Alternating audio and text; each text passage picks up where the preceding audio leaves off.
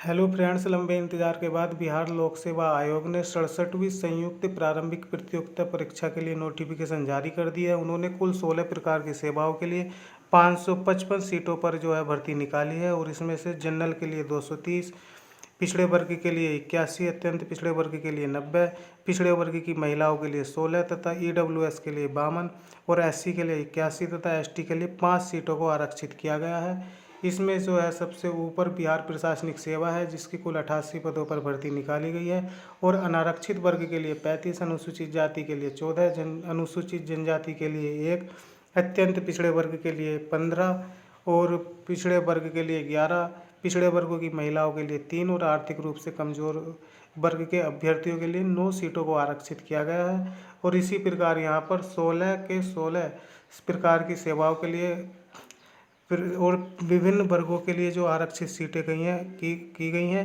उनके बारे में विस्तार से बताया गया है। ठीक है, इसके बाद हम अगली बात कर लेते हैं शैक्षिक योग्यता की। तो शैक्षिक योग्यता यहाँ पर स्नातक या उसके किसी समतुल्य परीक्षा में अभ्यर्थी को उत्तीर्ण होना चाहिए। और आरक्षण में यहाँ पे मुख्यतः 2 कॉलम दिए गए हैं, जिसमें पहली बात बताई गई है कि जाति के आधार पर बिहार के मूल निवासी को ही आरक्षण मिलेगा। और दूसरी मुख्य बात यह है कि आरक्षण का दावा करने वाली विवाहित महिलाओं का जो जातीय क्रीमी लेयर रहित प्रमाण पत्र है वो उनके पिता के नाम एवं पते से निर्गत होना चाहिए, न कि उनके पति के नाम से। यदि उनके पति के नाम से प्रमाण पत्र जारी होया हुआ है तो उनको आरक्षण का लाभ नहीं मिलेगा।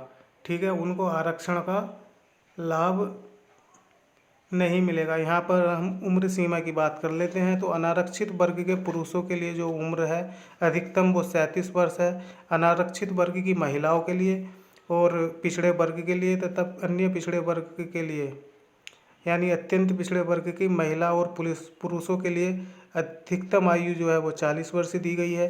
एससी और एसटी के महिला और पुरुषों के लिए अधिकतम आयु 42 वर्ष है।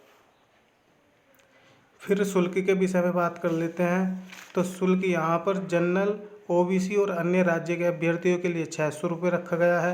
एससी, एसटी और फिजिकल हैंडीकैप्ड अभ्यर्थियों के लिए शुल्क 150 रुपये है।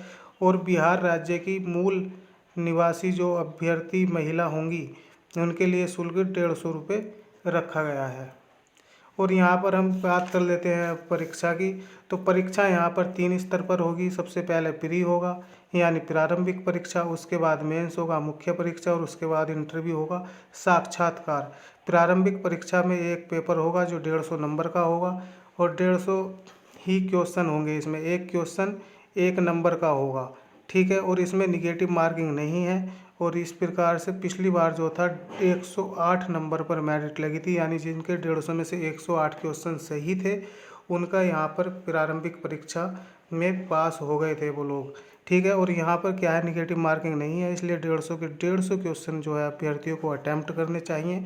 उसके बाद हम मेंस की बात कर लेते हैं। तो मेंस में 4 पेपर होते हैं।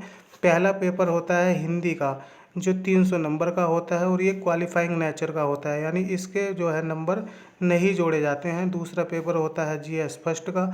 जीएस फर्स्ट का पेपर भी 300 नंबर का होता है। तीसरा पेपर होता है जीएस सेकंड का, जो ये भी 300 नंबर का होता है। और चौथा पेपर होता है ऑप्शनल का।